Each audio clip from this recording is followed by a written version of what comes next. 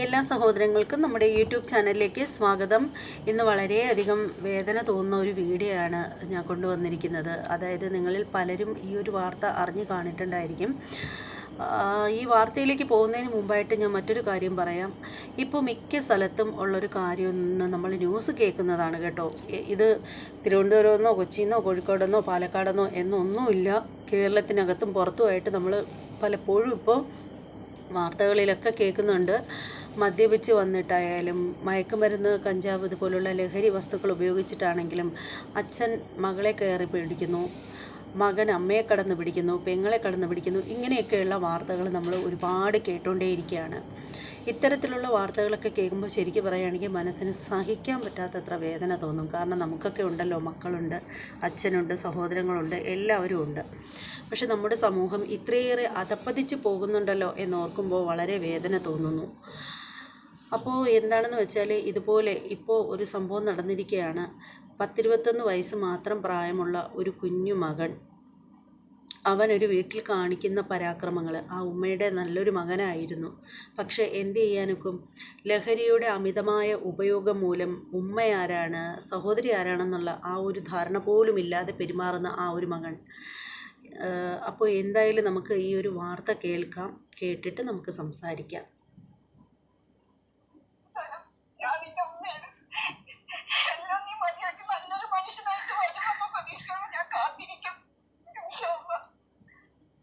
നമ്മൾ ഈ കവർന്ന് എല്ലാ സാധനവും പുറത്തെടുത്തിട്ടില്ല. കുറച്ചൊക്കെ നമ്മൾ ഇതിന് ഇങ്ങനെ കാണിച്ചപ്പോൾ നമുക്ക് മെയിനായിട്ടില്ലേ അത്തർ, സെന്റ് ഇതൊക്കെ നമ്മൾ അടിച്ചു വരുമ്പോൾ നമ്മൾ മക്കളോ നല്ല വൃത്തി വെടിപ്പിലാണ് വരിക. ഇത് വായിൽ വരെ ആക്കിയിട്ടാണ് അവർ വരുന്നത്.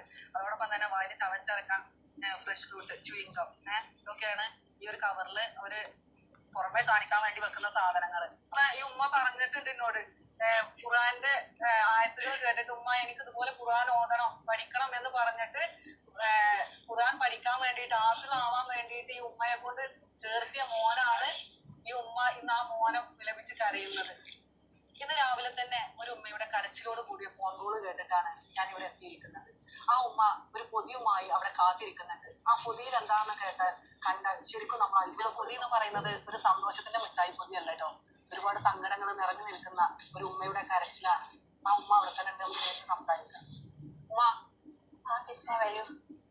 ഉമ്മയുടെ ഇന്ന് രാവിലത്തെ ഫോൺ കോളാണ് സത്യം പറഞ്ഞാൽ എന്നെ അവിടെ എത്തിച്ചത്. ശരിക്കും എന്താണ് ഈ പൊതി? ഓണം വിചാരിക്കുമ്പോൾ ഇതൊരു സന്തോഷത്തിന്റെ പൊതിയല്ല. ഇതെന്റെ മോന്റെ കയ്യിൽ നിന്ന് പിടിച്ച ഒരുപാട് സാധനങ്ങളാണ്. തുറന്നു നോക്കി. ശരിക്കും എന്താണ് സംഭവം? ഇത് നമുക്ക് സമൂഹത്തോട് പറയാൻ കഴിയില്ല. ഇന്ന് സമൂഹത്തിൽ ഒരുപാട് കിട്ടുന്ന അവൈലബിൾ ആയിട്ടുള്ള ഒരുപാട് സാധനങ്ങൾ നിറച്ച ഓരോ പൊതികളാണ് ഇതെല്ലാം. ഇത് ഉപയോഗിച്ചതിന് ശേഷം കുട്ടി വായിൽ നിന്നും അല്ലെങ്കിൽ ശരീരഭാഗങ്ങളിൽ നിന്നും മണം വരാതിരിക്കാൻ ഉപയോഗിക്കുന്ന ഒരു അത്തറിന്റെ കുപ്പിയാണ്. അതുപോലെ ചൂയിങ്കം. ഇത് ഉപയോഗിച്ചതിന് ശേഷം ഇതിന്റെ വാസന വരാതിരിക്കാൻ വേണ്ടിയിട്ട് ഇതുപോലെ ഓരോ സാധനങ്ങൾ ഇതിനേക്കാളേറെ നമുക്കൊരിക്കലും സമൂഹത്തിൽ കാണിക്കാൻ കഴിയാത്ത വിധത്തിലുള്ള പല സാധനങ്ങളും അടങ്ങിയിട്ടുള്ള ഒരു കിറ്റാണ്. You get the best seat in the house. ഇതൊന്നും എനിക്കറിയില്ല മോളെ. എന്നിട്ട് ഉമ്മ ശരിക്കും എന്താണ് വീട്ടിൽ എന്താ സംഭവിച്ചത്? വീട്ടില് എനിക്ക് ആശ്രയമായിട്ടുള്ളത് കുട്ടി മാത്രമാണ്. പക്ഷെ എത്ര വയസ്സുണ്ട്? മോനിപ്പോ 21 വയസ്സായി. പണിക്ക് പോവാന്ന് പറഞ്ഞിട്ട് പോകലുണ്ട്. പക്ഷെ രാത്രി വൈകിയൊക്കെ എത്താറുള്ളത്. പക്ഷെ നമുക്ക് കൂടെ പോകാനൊന്നും കഴിയില്ലല്ലോ. പല നാളിൽ പല ആൾക്കാർ പല സംശയാസ്പദമായി പറഞ്ഞിട്ടുണ്ട്, കുട്ടി അങ്ങനെയാണ്, കുട്ടി ഇങ്ങനെയാണ്. പക്ഷെ ഞാൻ ഒരിക്കലും വിശ്വസിച്ചിട്ടുണ്ടായിരുന്നില്ല. അതാണ് ഈ പ്രശ്നം എന്ന് പറയുന്നത്. നമ്മൾക്ക് മലയാളികൾക്കുള്ള ഏറ്റവും വലിയൊരു കുഴപ്പമാണ്. കാരണം നമ്മുടെ മക്കളെ പറ്റിയാണെങ്കിലും ഭർത്താവിനെ പറ്റിയാണെങ്കിലും ആരെ പറ്റിയാണെങ്കിലും നമ്മളുടെ അടുത്ത് പറയുമ്പോൾ നമ്മൾ ഒരുപാട് സ്നേഹിക്കുന്ന ആളുകളെ കുറിച്ചിട്ട് മറ്റുള്ളവർ പറയുമ്പോൾ നമ്മളത് പലപ്പോഴും നെഗറ്റീവായിട്ടാണ് എടുക്കുന്നത്. അങ്ങനെ ഒരിക്കലും എടുക്കാൻ പാടില്ല. അതായത് ഞാൻ മുമ്പൊരിക്കൽ ഒരു ലൈവിൽ ഇതിനെക്കുറിച്ച് പറഞ്ഞിട്ടുണ്ടായിരുന്നു. നമ്മളെടുത്ത് നമ്മുടെ മക്കളെക്കുറിച്ചായാലും ഭർത്താവിനെക്കുറിച്ചായാലും സഹോദരങ്ങളെക്കുറിച്ചായാലും ഒരാളൊരു ഗോസിപ്പ് പറയുമ്പോൾ അതിനെ വെറും ഗോസിപ്പാണെന്ന് പറഞ്ഞ് തള്ളിക്കളയുകയും അവരോട് വഴക്കിന് ചെല്ലുകയും ചെയ്യാനായിട്ട് ഒരിക്കലും നമ്മൾ ആരും ഇരിക്കരുത്. പകരം നമ്മൾ നമ്മുടെ മക്കളോട് അത് നേരിട്ട് ചോദിക്കാതെ തന്നെ അവർ പറയാതെ തന്നെ രഹസ്യമായിട്ട് നമുക്കത് മനസ്സിലാക്കിയെടുക്കാൻ പറ്റുമോ എന്ന് നമ്മൾ ആദ്യം ഒരു ശ്രമം നടത്തി നോക്കണം. കാരണം നമ്മൾ ഡയറക്റ്റ് ചെന്ന് ചോദിച്ചു കഴിഞ്ഞാൽ പലപ്പോഴും അത് അവർ ഏൽക്കില്ല. ഇനി അവരെന്തെങ്കിലുമൊക്കെ കൊണ്ടുവച്ചിട്ടുണ്ടെങ്കിൽ തന്നെ അതവർ ഒളിപ്പിച്ച് വെക്കാനായിട്ട് ശ്രമിക്കും. അതുകൊണ്ടാണ് ഞാൻ പറഞ്ഞത്, നമ്മൾ ഇങ്ങനെ എന്തെങ്കിലും ഒരു കാര്യം ആരെങ്കിലും അറിഞ്ഞു കഴിഞ്ഞാൽ നമ്മൾ അതൊന്നും ചെന്ന് അവരോട് നേരിട്ട് പോയി ചോദിക്കാതെ എന്തെങ്കിലും അങ്ങനെയൊക്കെ ഉണ്ടോ എന്നറിയാനായിട്ട് നമ്മൾ നമ്മുടേതായിട്ടുള്ള രീതിയിൽ ഒരു ശ്രമം നടത്തണം. അതിനുശേഷം അതിനൊന്നും സാധിച്ചില്ലെങ്കിൽ മാത്രം ആരാണോ നമ്മളടുത്ത് ഇപ്പോൾ ഇന്ന വ്യക്തിയെക്കുറിച്ച് പറഞ്ഞത് എന്നുള്ള കാര്യം അവരുടെ അടുത്ത് പറയാൻ പാടില്ല. നമ്മൾ ഇന്ന ആൾ നിന്നെക്കുറിച്ച് ഇതുപോലെ പറഞ്ഞു എന്ന് ഒരിക്കലും പറയരുത്. കാരണം അങ്ങനെ പറഞ്ഞു കഴിഞ്ഞാൽ ആ വ്യക്തിയോട് അവർക്ക് നല്ല വൈരാഗ്യം തോന്നാൻ സാധ്യതയുണ്ട്. അങ്ങനെ വൈരാഗ്യം തോന്നിക്കഴിഞ്ഞാലുണ്ടല്ലോ, ഇപ്പോഴത്തെ കുട്ടികൾക്കെന്ന് പറഞ്ഞാൽ പ്രായഭേദമൊന്നുമില്ല. അവർ എന്തും ചെയ്യും, പ്രത്യേകിച്ചും ഇതുപോലെയുള്ള സംഭവങ്ങളൊക്കെ യൂസ് ചെയ്യുന്ന ആളുകളാണെങ്കിൽ.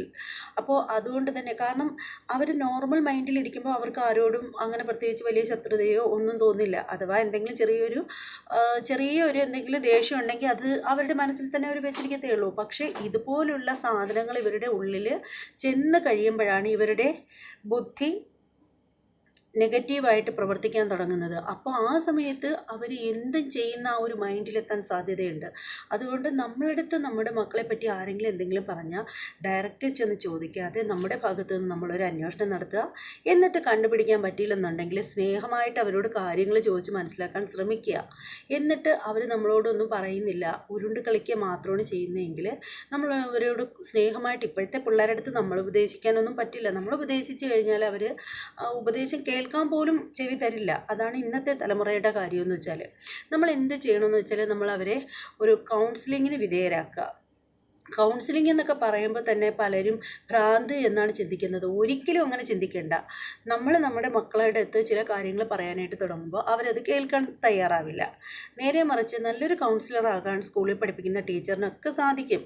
കാരണം ടീച്ചർമാരാണ് ഫുൾ ടൈം കുട്ടികളെ കൂടുതലായിട്ടും, ഒരു അമ്മയും അച്ഛനും കാണുന്നതിനേക്കാൾ കൂടുതൽ സമയം കുട്ടികളെ കാണുന്നത് ടീച്ചർമാരാണ്. അപ്പോൾ അവർക്ക് തന്നെ കുട്ടികളെ ഇങ്ങനെയൊക്കെയുള്ള കാര്യങ്ങളൊക്കെ ബോധവൽക്കരിക്കാൻ പറ്റും. ഇനി അതല്ലെന്നുണ്ടെങ്കിൽ നമ്മൾ അവരെ ഒരു സൈക്കോളജിസ്റ്റിനെ കൊണ്ട് കാണിക്കുക. അതും മെൻ്റലും തമ്മിൽ യാതൊരു ബന്ധവുമില്ല എന്ന് ആദ്യം നമ്മൾ മനസ്സിലാക്കുക. അതാണ് ചെയ്യേണ്ടത്. അപ്പോൾ ഇതുപോലെ ഇപ്പോൾ ഈ ഒരു ഉമ്മയ്ക്ക് പറ്റിയൊരു തെറ്റെന്ന് വെച്ചാൽ, അവർക്ക് പറ്റിയൊരു മിസ്റ്റേക്കെന്ന് വെച്ചാൽ, പലരും ഈ കുട്ടിയെ പല സാഹചര്യത്തിലും കണ്ടിട്ടുണ്ട് എന്നുള്ള കാര്യം പറഞ്ഞിട്ടുണ്ടായിരുന്നു ഇവരുടെ അടുത്ത്. പക്ഷേ ഇവരത് ചെവി കൊണ്ടില്ല. അവർക്ക് അവരുടെ മകന് വിശ്വാസമായിരുന്നു. അതുകൊണ്ടാണ് അവർക്ക് ചെവി കൊള്ളാൻ തോന്നാത്തത്. പക്ഷേ ഇനിയുള്ള മാതാപിതാക്കളെങ്കിലും വിചാരിക്കുക, നമ്മൾ നമ്മുടെ മക്കളെ ഒരു 80% വിശ്വസിച്ചോ കുഴപ്പമില്ല. പക്ഷേ ഒരു 20% വിശ്വസിക്കാനേ പാടില്ല. അത് മക്കളെ ആയാലും ഈ ലോകത്ത് ആരെ തന്നെയാണെങ്കിലും 80% നമുക്ക് വിശ്വസിക്കാം.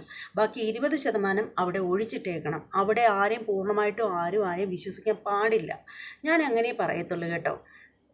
അപ്പോൾ എന്താണെങ്കിലും ഈ ഉമ്മ പറയുന്ന ബാക്കി കാര്യങ്ങളെക്കുറിച്ചൊക്കെ കേൾക്കാം. ശരിക്കും പറയുകയാണെങ്കിൽ ഈ ഉമ്മ പറയുന്നത് നമുക്ക് ഡയറക്റ്റ് കേൾക്കാൻ പറ്റില്ല. അത്രയേറെ വിഷമം ഉണ്ടാക്കുന്ന ഒരു കാര്യമാണ്. എന്നാലും ഒരിത്തിരി കൂടെ ഞാൻ കേൾപ്പിച്ചു തരാം. മുഴുവനായിട്ടും കേൾക്കണ്ട, അതാ നല്ലത്. കഴിയില്ലല്ലോ. അതിന്റെ ഉമ്മാനോട് എന്താണ് എന്താ പറഞ്ഞെന്ന് കഴിഞ്ഞാല്, ഞാനൊരു ദിവസം വണ്ടി ക്ലീനിങ് ചെയ്യാൻ വേണ്ടിയിട്ട് നോക്കുന്ന സമയത്ത് ഈ പൊതി കണ്ട്. പൊതി മാത്രമല്ല, ഇതിൽ ഒരുപാട് സംഭവങ്ങൾ ഉണ്ടായിരുന്നു. ഞാനിത് നിയമപാലകരെ എത്തിച്ചിട്ടുണ്ട്. പറ്റാത്ത ഒരുപാട് സാധനങ്ങൾ. കാരണം നമുക്കത് സൂക്ഷിക്കാൻ പ്രായോഗികമല്ല, നിയമത്തിന് വിധേയമല്ലല്ലോ. അപ്പൊ ഞാനത് ആ ഓൺ ദ സ്പോട്ടിൽ തന്നെ ആൾക്കാരെ അറിയിച്ചിട്ടുണ്ടായിരുന്നു, നിയമത്തിന്റെ മുന്നിൽ അറിയിച്ചിട്ടുണ്ട്. പക്ഷെ ഇപ്പൊ ഈ ഒരു അടുത്ത ചാനലിൽ, ഒരു പ്രമുഖ ചാനലിൽ വന്നൊരു ന്യൂസ് കണ്ടപ്പോ എനിക്ക് മോളെ വിളിക്കണമെന്ന് തോന്നി. എന്റെ മോനെ പോലെ പല കുട്ടികളും ഈ സമൂഹത്തിൽ ജീവിക്കുന്നുണ്ട്. അപ്പം ഇതുപോലെ ഇനിയും മറ്റു കുട്ടികളുടെ കയ്യിലിരിക്കുമ്പോൾ നമ്മൾ ശ്രദ്ധിക്കൂലല്ലോ. കാരണം ഇതിനൊക്കെ ഓരോ കോഡ് ഭാഷയുണ്ട്, ഇതിനൊക്കെ ഓരോ സംഭവങ്ങളുണ്ട്. അപ്പൊ നമ്മൾ ചിന്തിക്കും നമ്മളെ മക്കളല്ലേ, ഇത് വേറൊന്നും ആയിരിക്കൂലെന്ന്. പക്ഷെ ഇത് മാരകമായിട്ടുള്ള ലഹരി വസ്തുക്കളാണ്. അപ്പം അതിനെ കുറിച്ചൊന്നും മോളോട് പറയണമെന്ന് തോന്നിയിട്ടാണ്. ശരിക്കും നമ്മള് ഒരിക്കലും നമ്മളെ മക്കൾ ഇങ്ങനത്തെ ഒരു അവസ്ഥയിലൂടെ കടന്നു പോകുന്നുണ്ട് അറിയില്ല. നിങ്ങളെ മോനെ പറ്റിയിട്ട് കേട്ടിട്ട് പോലും അത് വിശ്വസിച്ചിട്ടില്ല. പിന്നെ ഇങ്ങനെ ഒരു പൊതി കിട്ടിയ സമയത്ത് ശരിക്കും എന്താണ് വീട്ടിലുണ്ടായിരുന്ന അവസ്ഥ എന്തായിരുന്നു? പിന്നെ എനിക്ക് സത്യം പറയുകയാണെങ്കിൽ ഈ ഉമ്മ ഈ ഒരു പൊതി കിട്ടിക്കഴിഞ്ഞപ്പോഴത്തേക്ക് ഉമ്മ ശരിക്കും തകർന്നു പോയി കേട്ടോ. അത് നമ്മൾ ആരായാലും അങ്ങനെ സംഭവിക്കുന്ന കാര്യമാണ്. പക്ഷേ ഇവരിത് പുറത്ത് തുറന്നു പറയാനായിട്ട് അവർക്ക് തോന്നിയെന്ന് വെച്ചാൽ, അവരിപ്പോൾ ഈ അടുത്ത സമയത്ത് ഒരു ന്യൂസ് കണ്ടപ്പോഴത്തേക്ക് അതിൽ ഇതുപോലെയൊക്കെയുള്ള കാര്യങ്ങളൊക്കെ ആയിരുന്നു ന്യൂസിലുണ്ടായിരുന്നത്.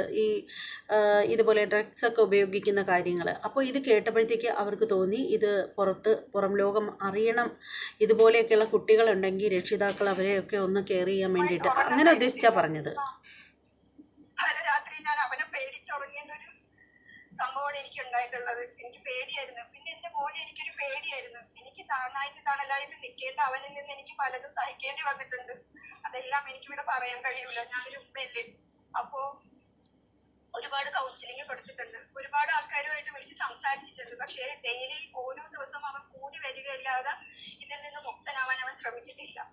അപ്പം ഇതുവഴിയാണല്ലോ ഇപ്പൊ നമുക്ക് ഉമ്മയെ പെങ്ങന്മാരെ തിരിച്ചറിഞ്ഞൂടാ, അമ്മയെ തിരിച്ചറിഞ്ഞൂടാ, സമൂഹത്തെ കൊലപാതകം, പീഡനം ഒക്കെ നടക്കുന്നത് ഈ ഒരു ഇങ്ങനെയുള്ള അമ്മയെ തിരിച്ചറിയില്ല എന്ന് പറയുന്നത് ശരിക്കും ഒരു അനുഭവം ഉണ്ടായിട്ടുണ്ട്.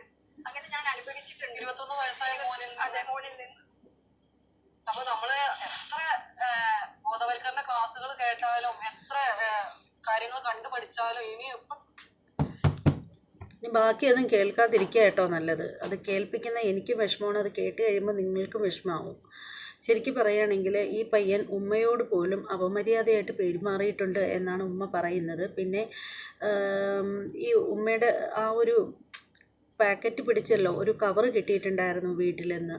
അപ്പോൾ ആ കവറിനകത്ത് നിരോധ പോലെയുള്ള സംഭവങ്ങളൊക്കെയാണ് ഉണ്ടായിരുന്നത്. അതാണ് ഇടയ്ക്ക് പറയുന്നുണ്ടായിരുന്നത്. പറയാൻ പാടില്ലാത്ത പല സാധനങ്ങളും എന്ന് പറഞ്ഞിട്ട് പറയുന്നുണ്ടായിരുന്നത്. അപ്പോൾ എന്തായാലും ഈ ഉമ്മയെ ഒരിക്കലും കുറ്റം പറയാൻ പറ്റില്ല. ശരിക്കും പറയുകയാണെങ്കിൽ ഈ ആയതുകൊണ്ടാണ് ഇത്രയും ഒരു മകനിൽ നിന്നും ഇങ്ങനെ ഒരു അനുഭവമൊക്കെ കിട്ടിയിട്ട് ഇപ്പോഴും ഇങ്ങനെ നിൽക്കുന്നത്. കാരണം മറ്റാരെങ്കിലും ആണെങ്കിൽ ശരിക്കും തകർന്നു പോയാനെ, വേറെ ആരെങ്കിലും ആണെങ്കിൽ ശരിക്കും ജീവിക്കണ്ടെന്ന് പോലും ചിന്തിച്ചു പോയാനെ. എന്നിട്ടും ഈ ഉമ്മ കരഞ്ഞ് പറയുകയാണ്, എൻ്റെ മോനെ, നീ എവിടെ ഉണ്ടെങ്കിലും നീ തിരിച്ചു വരണം, ഞാൻ നിന്നെ പ്രതീക്ഷിച്ചിരിക്കുകയാണ്, ഞാൻ നിന്നെ കാത്തിരിക്കുകയാണ്, എനിക്ക് നീ മാത്രമേ ഉള്ളൂ എന്നൊക്കെ പറഞ്ഞിട്ട്. എന്താ അല്ലേ? അപ്പോൾ ഇതുപോലെയുള്ള കുഞ്ഞുങ്ങളൊക്കെ ഉണ്ടെങ്കിൽ ഒന്ന് മനസ്സിലാക്കുക കേട്ടോ, ഒന്ന് മനസ്സിലാക്കുക.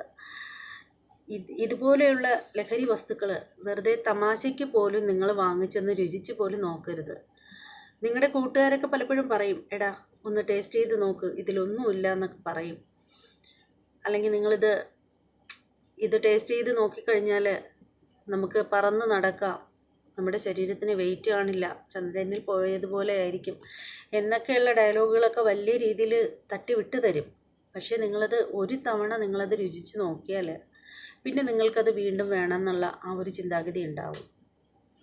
അതുമാത്രമല്ല, ചൂയിങ്കം, അത് പ്രത്യേകം പറയുന്നുണ്ട് അതിനകത്ത്. ചൂയിങ്കം അതുപോലെയുള്ള കുറേ സാധനങ്ങളൊക്കെ അതുപോലെയൊക്കെയുള്ള കുറേ സാധനങ്ങളൊക്കെ ഉപയോഗിക്കാമായിരുന്നു അത്രേ. പക്ഷേ ഇത് ഉപയോഗിച്ചിട്ട് ഈ കുട്ടി ചെയ്യുന്ന ഒരു കാര്യം എന്ന് വെച്ചാൽ, ഇതിൻ്റെ സ്മെല്ല് വരാതിരിക്കാൻ വേണ്ടിയിട്ട് കുട്ടി വായിൽ സ്പ്രേ ഒക്കെ ചെയ്യുമായിരുന്നു എന്നാണ് അതിൻ്റെ ഉമ്മ പറയുന്നത്. അപ്പോൾ എന്തായാലും നമ്മൾ വളരെയധികം ജാഗ്രതയോടുകൂടി ഇരിക്കേണ്ട ഒരു സമയമാണ്. കുട്ടികളെയൊക്കെ വളരെ കെയർ ചെയ്യേണ്ട ഒരു സന്ദർഭം തന്നെയാണിത്. പിന്നെന്താണ്, പിന്നെ ഇവർ പറയുന്ന പല കാര്യങ്ങളും നമുക്ക് പറയുമ്പോൾ തന്നെ നമുക്ക് വിഷമം വരും. അത്തരത്തിലാണ് പറയുന്നത്. ശരിക്കും പറയുകയാണെങ്കിൽ ഇത് എല്ലാവർക്കും ഒരു പാഠമാണ്, നമുക്കെല്ലാവർക്കും ഒരു പാഠമാണ്. നമ്മൾ കുട്ടികളെ ഒന്ന് കണ്ണടച്ച് വിശ്വസിക്കാൻ പോകരുത്, എന്നാൽ വിശ്വസിക്കുകയും വേണം. ഈ ഒരു വിഷയത്തിൽ ഈ ഒരു കാര്യം കേട്ടപ്പോൾ തന്നെ നല്ല വിഷമം തോന്നി. ഇന്നവർക്കാണെങ്കിൽ നാളെ നമുക്കാണ് എന്നല്ലേ പറയപ്പെടുന്നത്. അപ്പോൾ എന്തായാലും നമുക്കെല്ലാവർക്കും പ്രാർത്ഥിക്കാം, ആ ഉമ്മയുടെ സങ്കടം മാറാനും ആ മകൻ തിരികെ എത്താനും അവൻ നല്ല കുട്ടിയായിട്ട് തീരാനൊക്കെ വേണ്ടിയിട്ട് നിങ്ങളും പ്രാർത്ഥിക്കണം. അതാണ് എനിക്ക് ഈ ഒരു അവസരത്തിൽ നിങ്ങളോട് പറയാനുള്ളത്.